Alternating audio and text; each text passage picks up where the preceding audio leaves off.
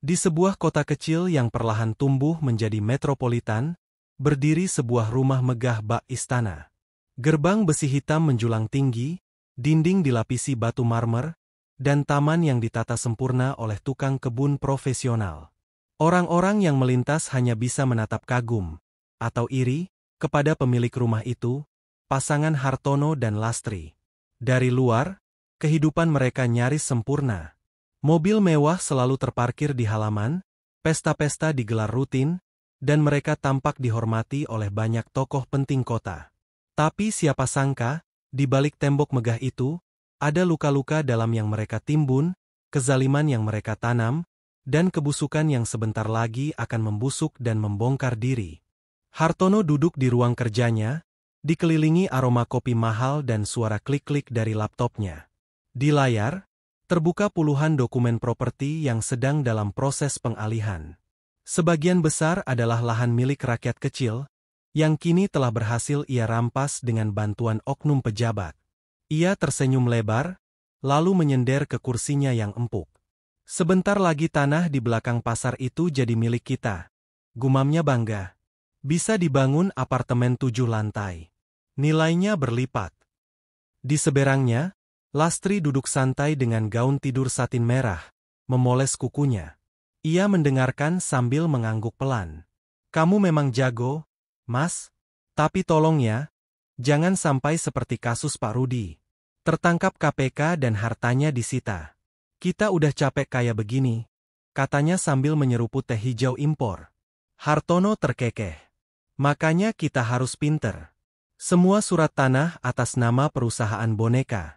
Aku udah atur. Aman. Lastri tersenyum puas.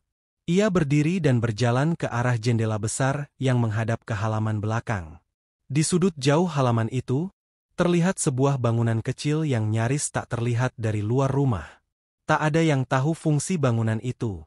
Bahkan tamu-tamu yang datang pun mengira itu hanya gudang tua. Di dalam bangunan itulah, Ayu tinggal, anak kandung Hartono dan Lastri sendiri. Ayu terlahir berbeda. Saat lahir, dokter mengatakan bahwa ia mengalami kelainan tulang belakang dan sedikit gangguan motorik. Wajahnya tidak semulus bayi biasa, dan ia tumbuh lebih lambat dari anak-anak pada umumnya. Ketika Ayu genap berusia 3 tahun, Lastri sudah tak tahan dengan cibiran keluarga dan tetangga. Orang-orang bilang anak kita kutukan. Mas, malu aku. Kita harus sembunyikan dia, ujar Lastri saat itu, dengan mata membelalak. Hartono, yang tak pernah berani membantah istrinya, hanya mengangguk. Baiklah, aku akan renovasi gudang di belakang rumah. Biar dia tinggal di sana. Kita tetap kasih makan, tapi jangan sampai keluar rumah. Begitulah, Ayu hidup baktawanan sejak ia kecil. Tak pernah menginjakkan kaki keluar rumah. Ia hanya mengenal dunia dari jendela kecil dan buku-buku lama yang dibawa oleh Bu Minah, pembantu tertua di rumah itu. Bu Minah adalah satu-satunya orang yang peduli pada Ayu. Ia selalu menyelinap malam-malam hanya untuk memberi Ayu pelukan, cerita dongeng, dan makanan enak diam-diam. Tapi Lastri sering memergokinya. Dasar pembantu tak tahu diri. Lastri menampar Bu Minah suatu malam. Kamu dikasih makan sama tidur di sini udah untung. Sekarang malah bela-belain anak cacat itu. Bu Minah menunduk, menahan air mata. Maaf, Bu. Saya cuma kasihan. Ayu masih kecil, dia butuh kasih sayang. Lastri menampar lagi. Sudah. Mulai besok kamu nggak boleh dekat-dekat ke gudang itu. Kalau aku tahu kamu masuk lagi ke sana, kamu aku usir. Bu Minah hanya diam. Tapi hatinya menjerit. Ia tahu, Ayu satu-satunya makhluk suci di rumah penuh dosa itu. Hartono dan Lastri tak pernah benar-benar bahagia. Di tengah tawa mereka saat pesta, dalam pelukan hangat saat diranjang, ada kekosongan yang tak bisa mereka isi. Mereka tak sadar, kekayaan yang mereka kumpulkan justru mengikis hati mereka, menjauhkan mereka dari fitrah sebagai manusia. Hartono sering terbangun di malam hari, berkeringat dingin, mengigau tentang orang-orang yang ia rampas haknya. Tanah itu bukan milikmu. Anak-anak kami jadi gelandangan. suara-suara itu menghantui tidurnya. Tapi tiap pagi, ia kembali ke meja kerja, menyuap pejabat, memalsukan dokumen, dan menumpuk dosa. Suatu hari, seorang pria tua datang ke depan gerbang rumah. Pak Karyo, namanya. Ia datang membawa map lusuh dan secarik kertas. Satpam yang menjaga gerbang langsung mengusirnya. Pak, nggak boleh masuk. Ini rumah pribadi. Tolong, Mas, saya mau ketemu Pak Hartono. Ini soal tanah saya yang dijual paksa. Satpam menolak mentah-mentah. Tapi dari balik jendela lantai 2, Hartono melihatnya. Ia menyeringai. Orang tua itu masih hidup rupanya. Hari itu juga, Hartono menyuruh orang-orangnya untuk mengintimidasi Pak Karyo. Malam harinya, rumah Pak Karyo dibakar habis. Tak ada bukti yang mengarah padanya, karena semua sudah dibayar. Lastri hanya tertawa saat mendengarnya. Bagus, Mas. Satu masalah hilang. Sekarang fokus ke proyek hotel yang baru. Tapi langit mulai murka. 2 hari setelah kejadian itu, sesuatu yang ganjil terjadi di rumah mereka. Cermin-cermin besar yang dipasang Lastri di kamar utama mulai retak sendiri, tanpa sebab. Suara tangisan anak kecil terdengar dari kamar mandi. Lastri menyangka itu ulah Ayu, tapi suara itu berasal dari arah berlawanan. Lastri mulai merasa gelisah. Saat tidur, ia merasa ada yang menarik rambutnya. Saat mandi, air terasa seperti darah. Tapi tiap ia menceritakan hal itu pada Hartono, suaminya hanya tertawa. Kamu halu. Sudah, kurangin nonton film horor. Tapi malam itu, Hartono melihat sesuatu yang membuat jantungnya nyaris berhenti. Ia masuk ke kamar kerja, dan melihat seorang anak kecil duduk di kursinya, membelakanginya. Ketika Hartono mendekat, sosok itu berbalik, wajahnya rusak, terbakar, dan dari mulutnya keluar darah kental. Papa, kenapa bakar rumah kami? Hartono terjatuh dan berteriak keras. Tapi saat lampu dinyalakan, tak ada siapapun di sana. Di kejauhan, Ayu duduk di jendela kecil kamarnya, menatap langit malam. Tangannya menggenggam buku tua berisi doa-doa. Matanya memerah. Ia tak pernah tahu siapa yang mendoakan kejatuhan orang tuanya. Tapi ia bisa merasakan, ada sesuatu yang mulai bergerak, sesuatu dari dunia lain. Dan ketika bulan purnama bersinar di langit, cermin kamar Lastri pecah berhamburan. ChatGPT dapat membuat K. Di balik kemegahan rumah Hartono dan Lastri, tersembunyi sebuah ruang gelap yang tak pernah dilirik siapapun. Letaknya di pojok halaman belakang, menyatu dengan bangunan utama, namun seolah diasingkan dari peradaban. Bangunan kecil itu dulunya adalah gudang penyimpanan barang-barang tak terpakai. Tapi sejak 12 tahun yang lalu, tempat itu dijadikan rumah bagi Ayu, anak kandung mereka yang lahir dengan kelainan. Ayu telah hidup di sana hampir sepanjang hidupnya. Ia bahkan tidak tahu bagaimana rasanya berjalan-jalan di taman rumah yang indah itu. Tak tahu bagaimana aroma toko buku atau bentuk taman kota. Dunia Ayu hanya seluas 4 dinding berlumut, 1 jendela sempit, dan 1 ranjang tua dengan kasur tipis. Namun meski dibesarkan dalam keterasingan dan keterbatasan, Ayu tumbuh menjadi anak yang lembut, sabar, dan cerdas. Ia jarang mengeluh, apalagi membenci. Buku-buku lama pemberian Bu Minah menjadi pelariannya dari kenyataan. Ayu membaca semuanya, tentang langit, tentang lautan, tentang kebaikan, tentang Tuhan. Suatu sore, Ayu duduk di dekat jendela kecilnya.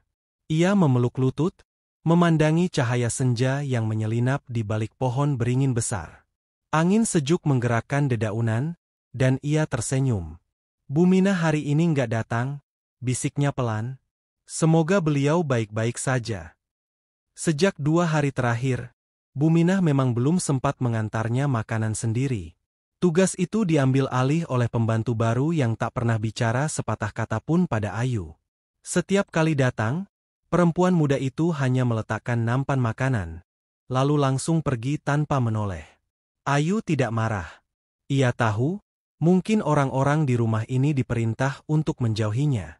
Ia mengalihkan pandangannya ke langit, lalu mulai menggumamkan ayat-ayat doa yang dia hafalkan dari buku tua warisan Bu Minah. Tangannya membelai halaman buku itu dengan penuh kasih, seolah sedang menyentuh sesuatu yang hidup. Sementara itu, di ruang makan utama, Lastri sedang mengamuk. Ia melempar gelas ke dinding hingga pecah. Apa? Pembantu itu masuk ke kamar Ayu lagi? Suaranya melengking. Salah satu pembantu muda menunduk ketakutan. Maaf, Bu, saya lihat Bu Minah semalam membawa selimut ke sana. Dasar pembantu bodoh. Sudah kubilang, jangan kasih perhatian ke anak itu. Nanti dia merasa diinginkan, bentak Lastri. Hartono, yang baru turun dari lantai 2, mengernyit. Kenapa sih? Kamu sampai segitunya sama Ayu? Sudahlah, toh dia nggak bisa apa-apa. Lastri berbalik, tatapannya tajam. Kamu lupa, Mas? Orang-orang di arisan ngeledek aku waktu tahu anak kita lahir cacat. Mereka bilang keluarga kita bawa sial. Kamu tahu malu itu seperti apa?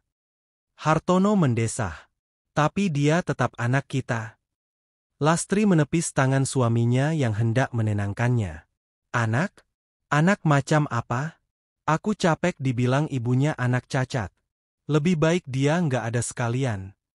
Hartono diam. Di matanya, ada sesal yang perlahan muncul, tapi terlalu kecil untuk mengubah kebiasaan mereka selama ini. Malam harinya, Ayu kembali bermimpi. Ia berdiri di tengah halaman rumah, tapi rumah itu bukan seperti biasanya. Dindingnya terbakar, tanahnya retak, dan langitnya merah darah. Dari balik retakan tanah, muncul tangan-tangan hitam yang menarik-narik kakinya. Ayu berlari, berteriak, mencari pintu keluar. Tapi yang ia temui hanya wajah-wajah kesakitan, mayat-mayat berjalan, dan suara tangisan yang memenuhi udara. Ayu, tolong kami. Ayu, hanya kamu yang bisa menyelamatkan kami. Ia terbangun dengan nafas tersengal. Keringat membasahi tubuhnya, dan matanya menatap langit-langit yang gelap. Ia menggenggam bukunya erat-erat, dan berbisik lirih. Ya Allah, apa maksud mimpi itu? Sejak beberapa minggu terakhir, Ayu memang sering bermimpi aneh. Semuanya berbau api, darah, dan jeritan. Tapi kali ini lebih jelas, lebih nyata. Keesokan harinya, Bu Minah akhirnya datang. Diam-diam, ia menyelinap ke kamar Ayu saat semua orang sibuk di luar. Enduk, maaf ya, beberapa hari ini Bu Minah nggak bisa kesini. Ucapnya sambil memeluk Ayu erat. Gak apa-apa, Bu. Ayu ngerti, balas Ayu lembut. Bu Minah menatap wajah anak itu, lalu mengusap rambutnya. Ayu pinter, sabar, tabah, tapi Bu Minah khawatir. Ayu, rumah ini mulai aneh. Kemarin malam Bu Minah lihat Ibu Lastri bicara sendiri di depan cermin. Wajahnya, bukan seperti manusia. Ayu tertegun. Apa maksudnya, Bu? Entahlah, tapi Bu Minah merasa, ada yang nggak beres. Sejak tanah Pak Karyo dibakar, sejak rumah ini mulai sering dingin seperti kuburan. Bu Minah sering dengar suara orang menangis. Dan itu bukan kamu.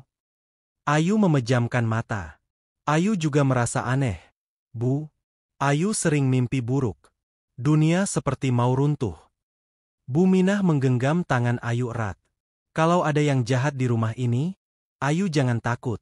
Doa Ayu kuat. Ayu lebih bersih dari semua orang di sini. Di tempat lain, Hartono sedang memeriksa rekaman CCTV. Ia baru sadar, sudah 2 malam berturut-turut ada gangguan. Rekaman dari halaman belakang selalu terputus tepat pukul 2.33 dini hari.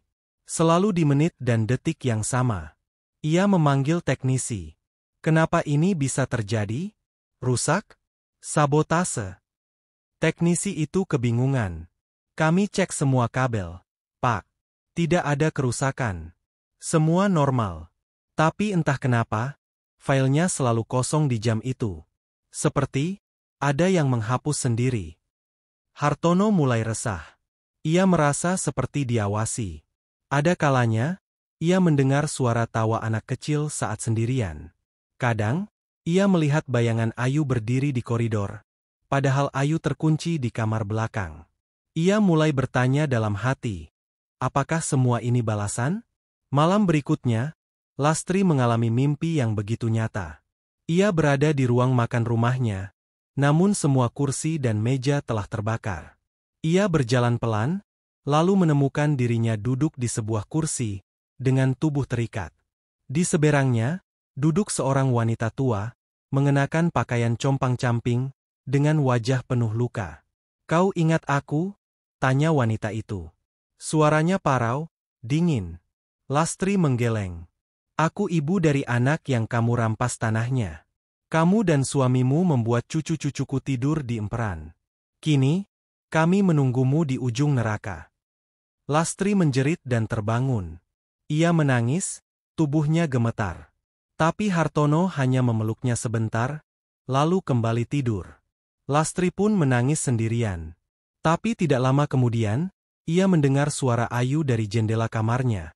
Padahal jendela itu menghadap ke taman, jauh dari kamar Ayu. "Ampuni aku, Bu." Suara itu lirih, tapi jelas.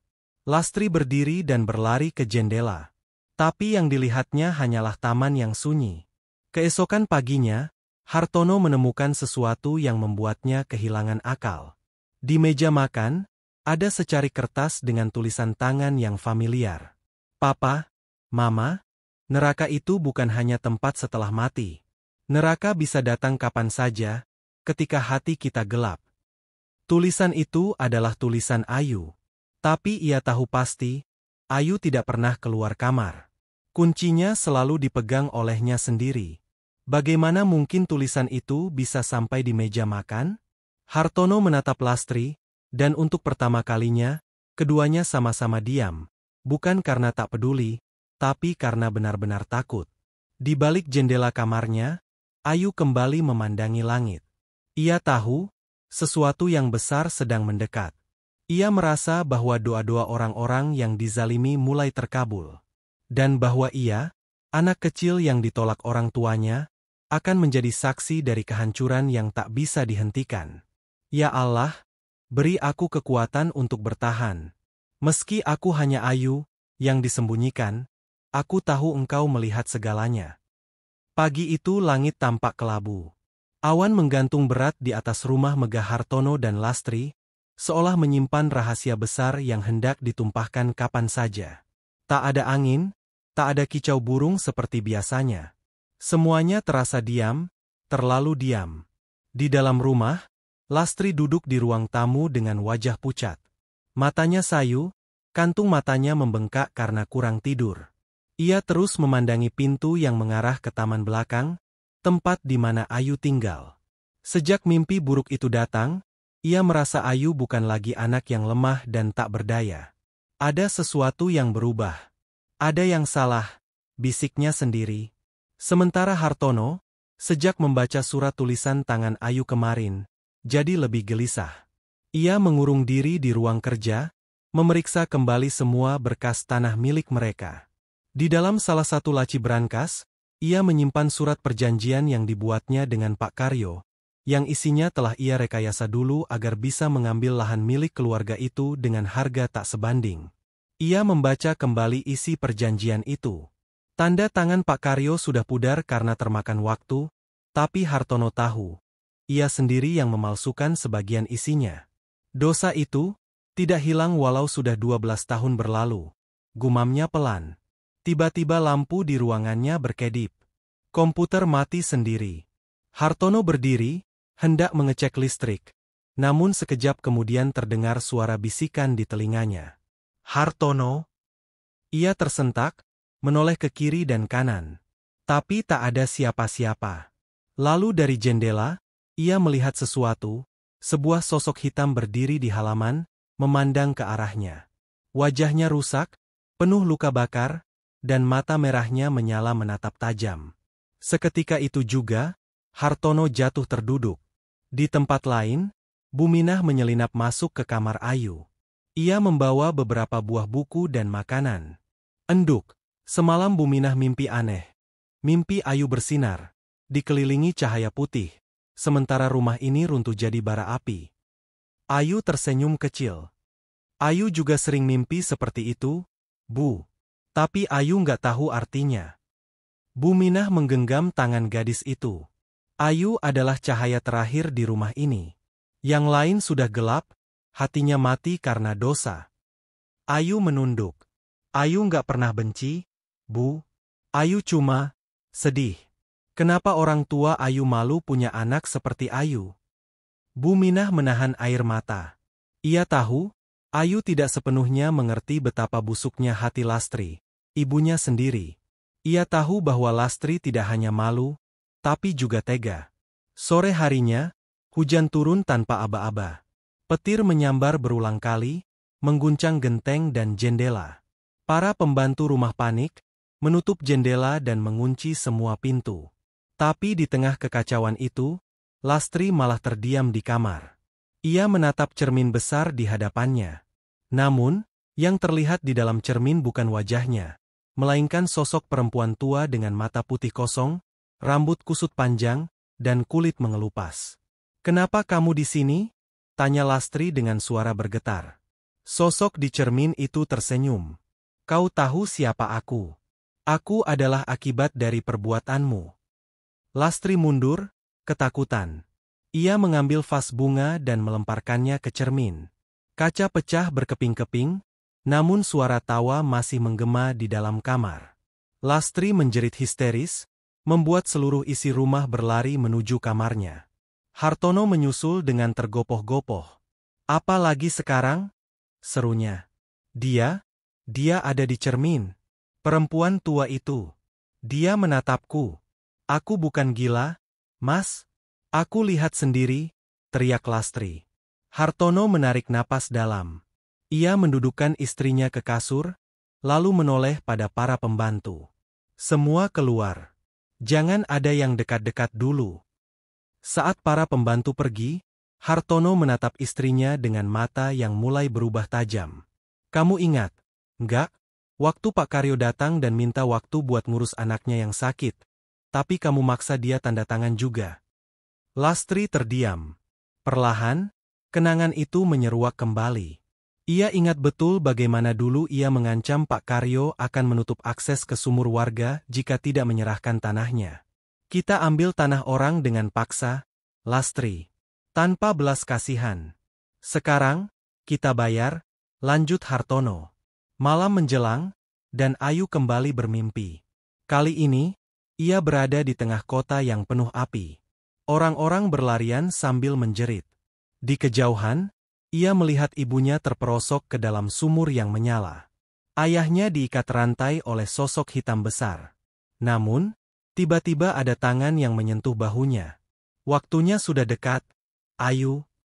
Ia menoleh. Seorang pria tua berjubah putih berdiri di belakangnya. Wajahnya bersih, matanya lembut. "Apa maksudnya?" tanya Ayu. "Kau dititipkan di tempat gelap, agar menjadi cahaya bagi yang telah lupa arah. Tapi, aku hanya anak kecil yang dikurung. Apa yang bisa Ayu lakukan?" Pria itu tersenyum. "Doamu adalah senjata. Hatimu lebih terang dari mereka yang berkuasa. Dan saat waktunya tiba, kebenaran akan berbicara." Ayu terbangun dengan tubuh gemetar. Tapi untuk pertama kalinya, ia tidak merasa takut, ia merasa siap. Keesokan harinya, kejadian menggemparkan terjadi. Salah satu pembantu menemukan patung kecil dari tanah liat, berdiri di tengah ruang tamu. Patung itu berbentuk seorang wanita dan pria, dengan mata tertusuk paku. Tak seorang pun mengaku meletakkannya di sana. Bu Minah segera tahu, itu adalah perwujudan santet karma, sejenis tanda bahwa arwah orang yang dizalimi telah mendekat dan siap membalas.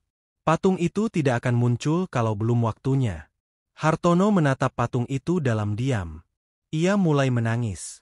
Ia tahu, ini bukan lagi mainan atau ilusi. Ini nyata. "Kita harus bicara dengan Ayu," kata Hartono pada Lastri. Lastri langsung menolak. "Untuk apa? Dia anak kutukan. Dia yang bawa semua sial ini." Hartono berdiri, menatap istrinya dalam.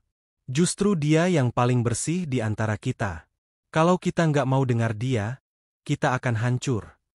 Sore itu, untuk pertama kalinya setelah 12 tahun, Hartono membuka kunci kamar Ayu.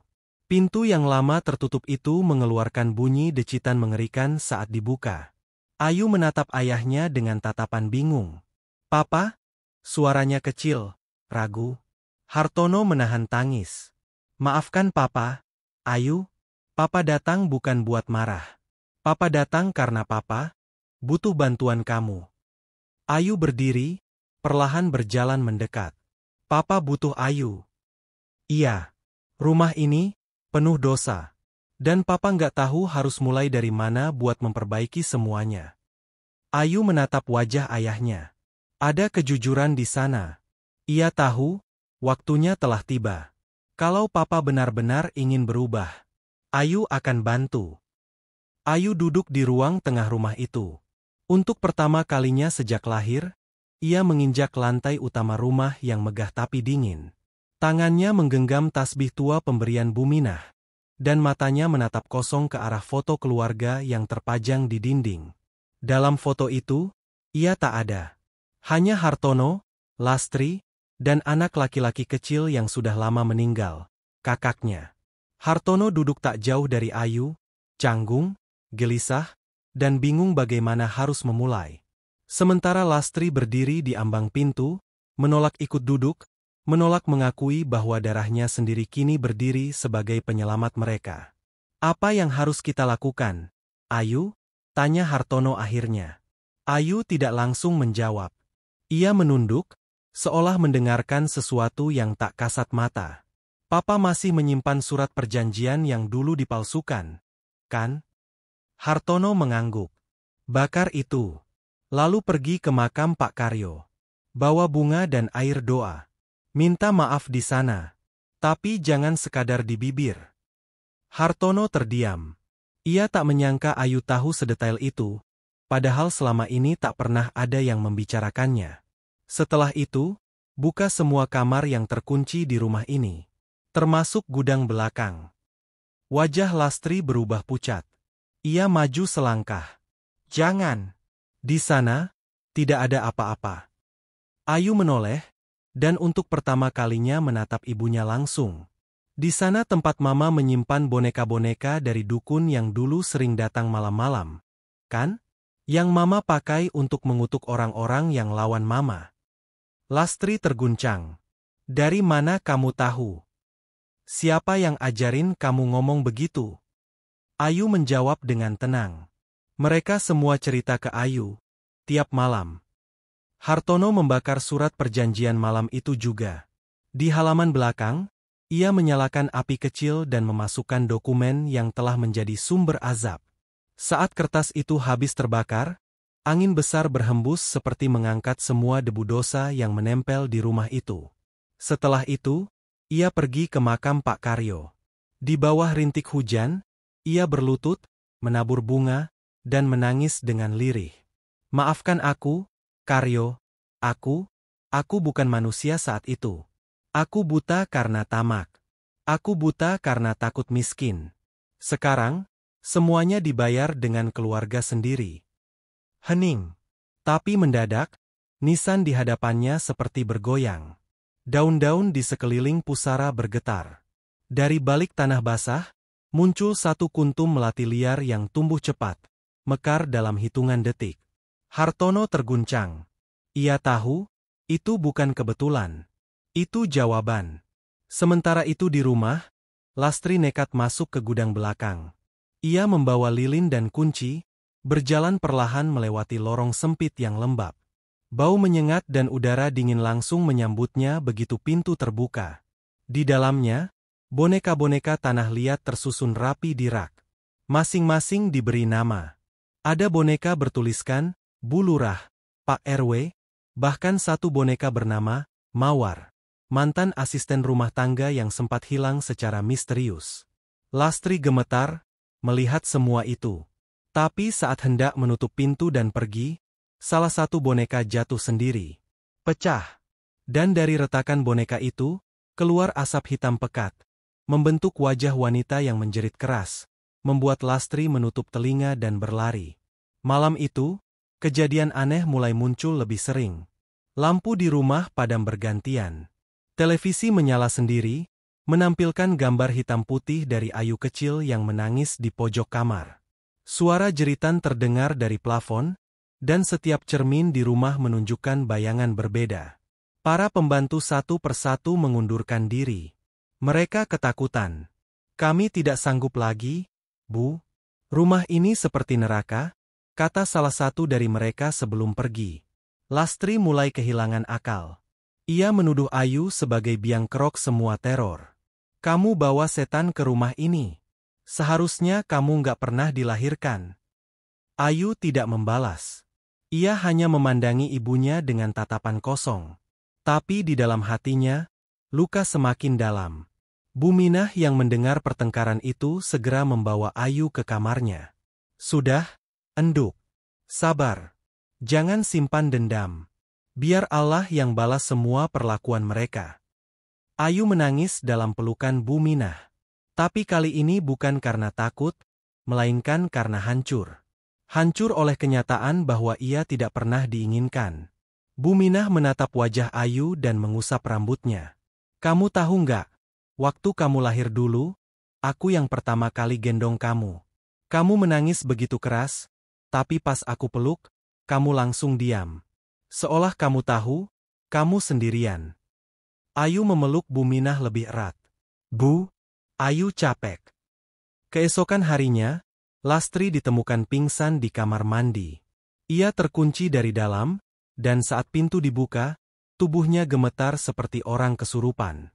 Mulutnya komat-kamit, seolah mengucapkan sesuatu dalam bahasa yang tak dimengerti. Dokter dipanggil. Tapi hasil pemeriksaan menunjukkan Lastri dalam kondisi sehat. Namun setelah sadar, ia menatap semua orang di sekelilingnya, termasuk Hartono dan Ayu, dengan mata ketakutan. "Mereka mau ambil aku. Mereka datang tengah malam, tarik kaki aku ke dalam sumur. Mereka bakar tubuh aku, kuping aku dengar teriakan puluhan orang. Mereka bilang, aku harus ganti rugi." Lastri histeris. Ia tak bisa lagi membedakan kenyataan dan ilusi. Hartono hanya bisa memeluk istrinya sambil menangis. Ia tahu, ini buah dari perbuatan mereka. Rumah ini tak hanya menyimpan kekayaan, tapi juga kutukan yang menumpuk tahun demi tahun. Malam ketiga setelah pemanggilan arwah lewat boneka itu, Ayu kembali bermimpi. Kali ini, ia berada di dalam sumur gelap. Tapi di dalamnya, bukan air yang ia temui, melainkan tubuh-tubuh manusia yang terbakar, mengerang kesakitan. Di atas sumur, sosok tinggi besar bersayap hitam berdiri. Suaranya berat, menggema. Keadilan tidak akan menunggu lama. Mereka yang menanam kebencian, akan panen kehancuran. Tapi kau, anak kecil, kau diberi pilihan. Ayu menatap makhluk itu. Pilihan apa? Maafkan mereka, atau biarkan rumah ini terbakar bersama dosa yang mereka pupuk. Pagi harinya, Ayu mengumpulkan semua yang tersisa di rumah. Hartono, Lastri yang setengah sadar, dan Bu Minah. "Mulai hari ini, kita harus berhenti bersembunyi. Semua harus diungkap. Semua yang salah, harus diceritakan ke orang-orang. Termasuk cara papa dan mama dulu dapat tanah. Dan semua yang disembunyikan di gudang." Hartono terdiam. Tapi kali ini, ia mengangguk. Perlahan, Lastri hanya menangis. Tapi air matanya berbeda. Ada ketakutan, dan penyesalan. Mama nggak mau mati kayak orang-orang yang mama sakiti. Ayu mendekat, menggenggam tangan ibunya. Kalau mama tulus, Ayu akan bantu. Tapi kalau mama tetap keras kepala, bahkan Ayu pun nggak bisa menahan neraka untuk datang. Lastri memeluk Ayu. Tubuhnya gemetar. "Ampuni mama." Beberapa hari berlalu sejak Ayu menggenggam tangan ibunya, meminta kejujuran dan pengakuan. Rumah megah yang selama ini berdiri angkuh mulai terasa sepi. Aura kelamnya tak sekuat sebelumnya, tapi belum benar-benar hilang. Hartono mengambil keputusan besar. Ia membuat pengakuan publik. Lewat video yang direkam oleh seorang aktivis lingkungan, Hartono menceritakan seluruh kebusukan masa lalunya, bagaimana ia menipu, mencuri hak, mengancam warga, dan membiarkan istrinya bermain dengan ilmu hitam demi mempertahankan kekuasaan mereka. Video itu viral. Masyarakat terkejut. Beberapa marah, beberapa menangis, terutama keluarga Pak Karyo yang selama ini tak pernah tahu bahwa tanah mereka direbut secara keji. Tapi kejujuran Hartono dianggap sebagai langkah awal. Warga datang, beberapa memaafkan, beberapa masih menolak bersalaman. Namun Ayu berdiri di samping ayahnya dan menjadi simbol penebusan keluarga. Lastri juga bicara.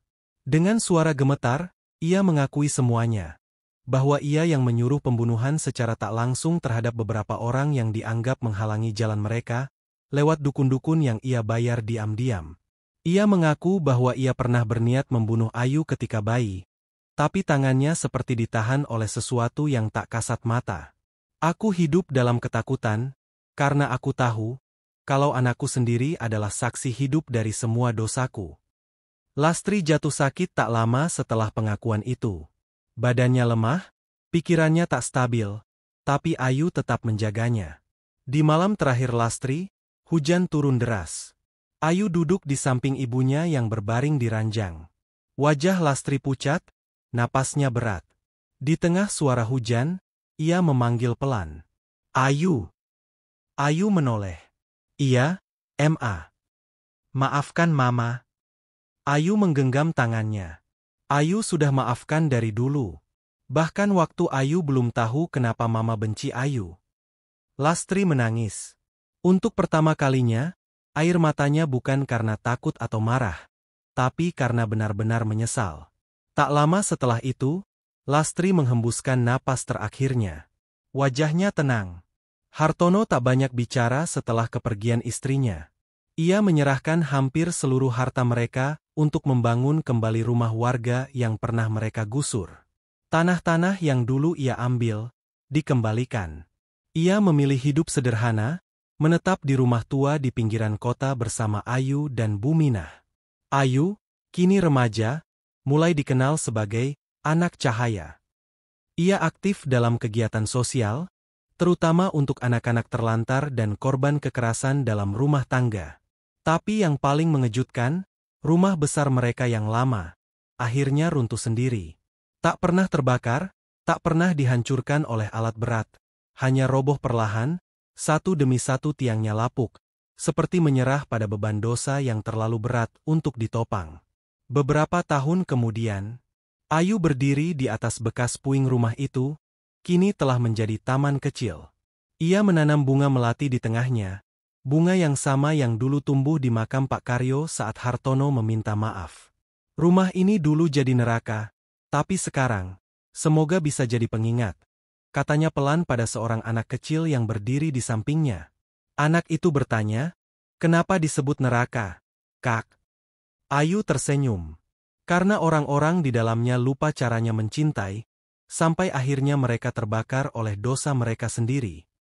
Anak itu mengangguk pelan. Dan langit sore itu, untuk pertama kalinya setelah bertahun-tahun, tak lagi kelabu.